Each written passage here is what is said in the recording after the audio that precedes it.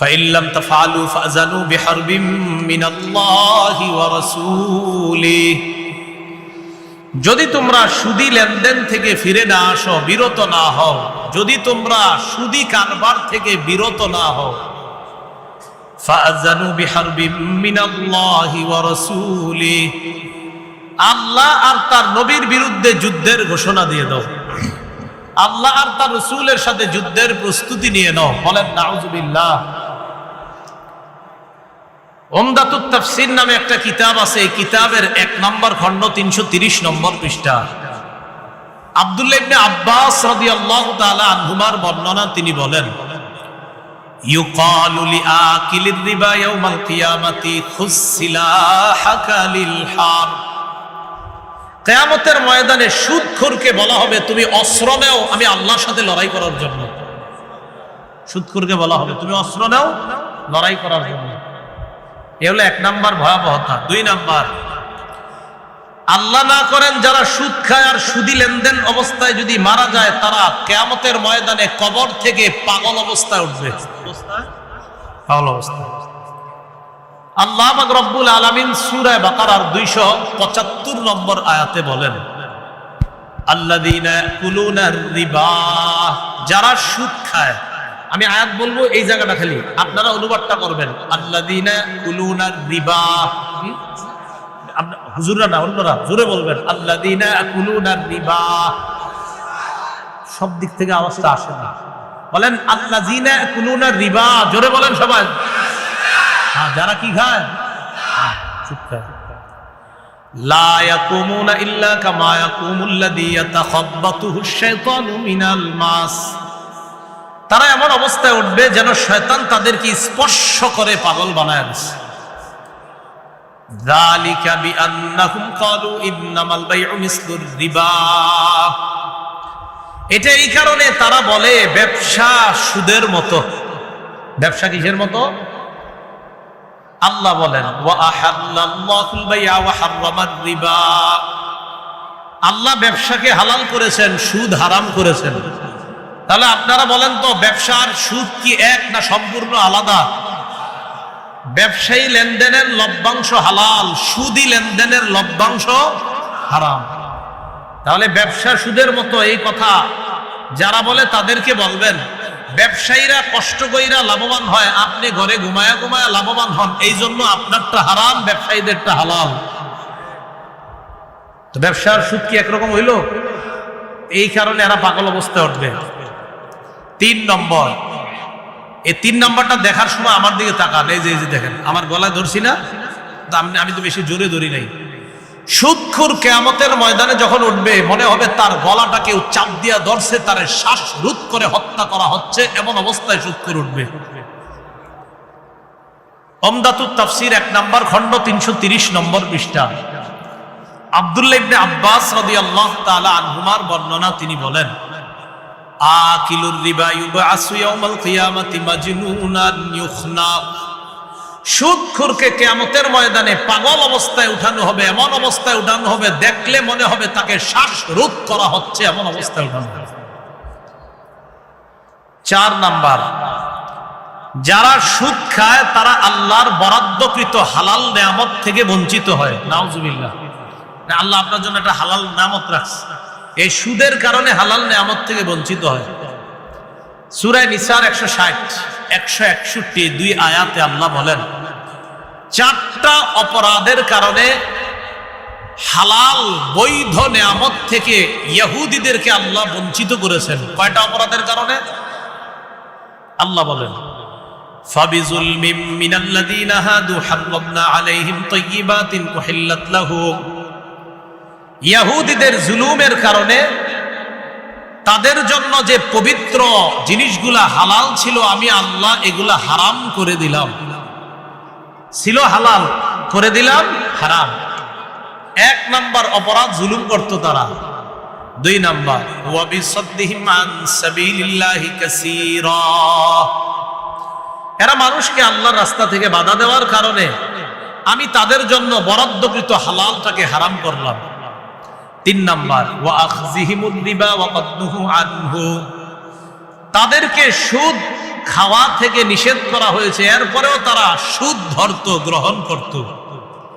এই জন্য তাদের বরাদ্দকৃত যে হালাল, পবিত্র হালাল জিনিসগুলা ছিল, আমি এগুলা তাদের জন্য হালাম করে দিলাম।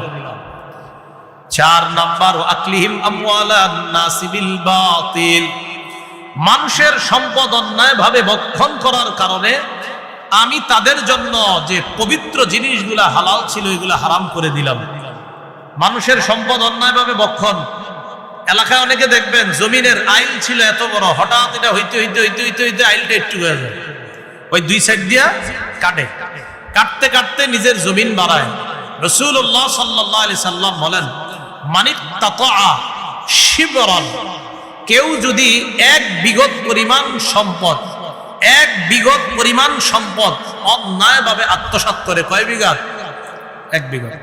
কোন বর্ণনা আসছে কিদা শিবরিন, 1 বিঘত পরিমাণ সম্পদ, তাওয়াকাহুল্লাহু ইয়াহা মিন 7 আরদিনা, কিয়ামতের ময়দানে 7 স্তর, 7 তবক জমিন আল্লাহ তার গলায় ঝুলায় দিবে। নাও জমিন এত চাইছো না, নাও এখন জমিন নিয়ে ঘুরো। 1 বিঘত মাত্র। তাহলে 4 অপরাধে আল্লাহ ইহুদিদের জন্য পবিত্র হালাল জিনিসটা হারাম করলেন। 1 জুলুমের কারণে, 2 আল্লাহর রাস্তায় বাধা দেওয়ার কারণে, 3 সুদ গ্রহণ করার কারণে, 4 নাম্বার মানুষের সম্পদ অন্যায়ভাবে ভক্ষণ করার কারণে। জুলুম, আল্লাহর রাস্তা থেকে বাধা দেওয়া, সুদ গ্রহণ করা, কারো সম্পদ আত্মসাৎ করা থেকে আল্লাহ আমাদের এই সমাজ আমাদেরকে হেফাজত করেন। 5 নাম্বার, আপনাদের এই বুদিয়ামারা যারা সুদ খায়, সুদখোরদের কারণে এই এলাকায় তারা আল্লাহর গজব বৈধ করে নেয়। কি করে নেয়? বৈধ করে নেয়।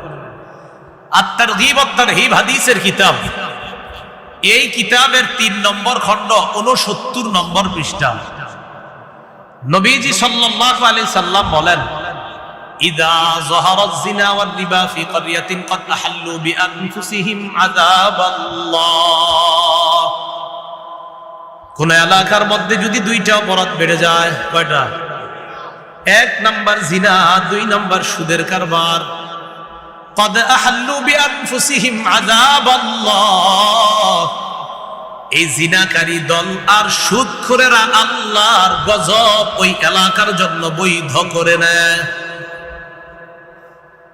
সুদ তো সবাই খাবে না, কিন্তু যারা খাচ্ছে তাদের কারণে ভালো মানুষগুলোও ওই আপনার গজবের মধ্যে পড়ে তাদের কারণে।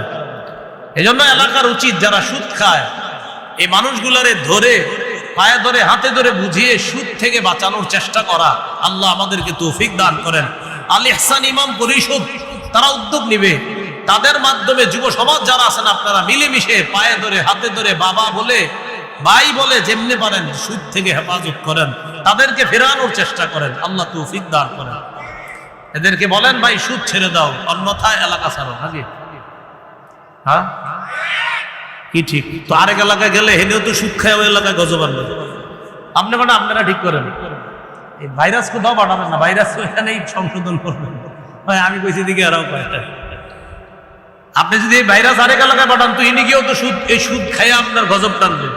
এজন্য কারোর ক্ষতি করেন না, আপনারা নিজে কোনা নিজেরা সইয়া টইয়া এটা বাঁচানোর চেষ্টা করেন। এ হলো 5 নাম্বার। 6 নাম্বার, সুদের ক্ষতি। সুদ যারা খায় তাদের কারণে এলাকায় দুর্ভিক্ষ লাগে। আগের মতো কৃষক ক্ষেতের ফসল পাবে না, আগের মতো তরি তরকারি যারা করে তারা তরি তরকারি পাবে না।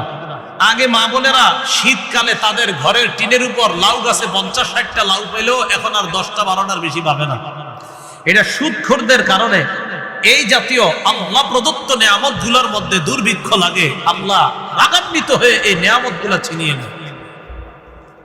মুসনাদে আহমদ 17,822 নম্বর হাদিস, নবীজি সাল্লাল্লাহু আলাইহি সাল্লাম বলেন, মা মিন কওমিন ইয়াযহারু ফীহিমুর রিবা ইল্লা উখিযু বিস-সানা, কোন এলাকার মধ্যে যদি সুদের কারবার বেড়ে যায় ওই এলাকার মধ্যে দুর্ভিক্ষ লেগে যায়।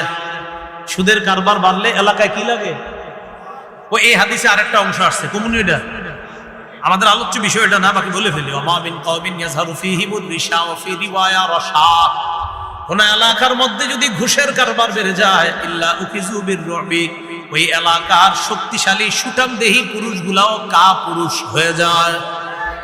কাপুরুষ হয়ে যায়। ইসলামের কাজে স্বতঃস্ফূর্তভাবে আগে পাওয়া গেল, এখন বাবা হুজুর আপনি নামনে করেন, যার যারটা হেয়ে করেন, আমার মতো আমরা থাকতে দেন তো। ওই আসলে এর দোষ না, ওই ঘোষখোরদের কারণে এই সাহসী ছেলেগুলাও কাপুরুষ হয়ে যাচ্ছে।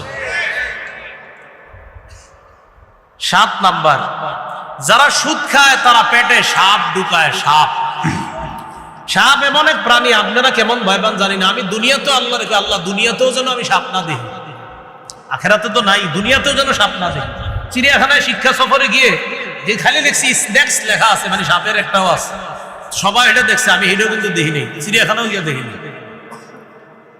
এটা আমি প্রায় দোয়া করি, আল্লাহুম্মা ইন্নী আউযু বিকা মিনাল হাইয়াতি কুল্লিহা, আল্লাহ সব ধরনের ছোট বড় যে কোনো সাপ থেকে আপনি আমারে বাঁচান, এটা দেখতেও চাই না। সুদখোররা পেটে সাপ ঢুকায়।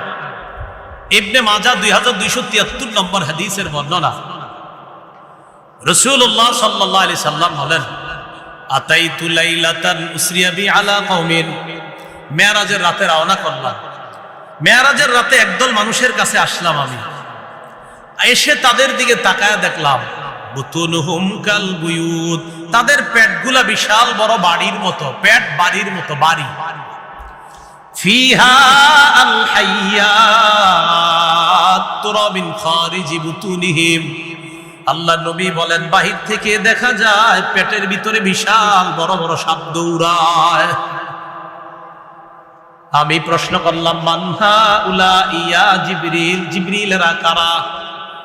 জিবরিল আমিন জবাব দেয়, হা উলাই আকালাতুর রিবা ইয়া রাসূলুল্লাহ, এরা হলো সুদখোরের দল, নাউযুবিল্লাহ, এরা সুদখোর, পেটে সাপ।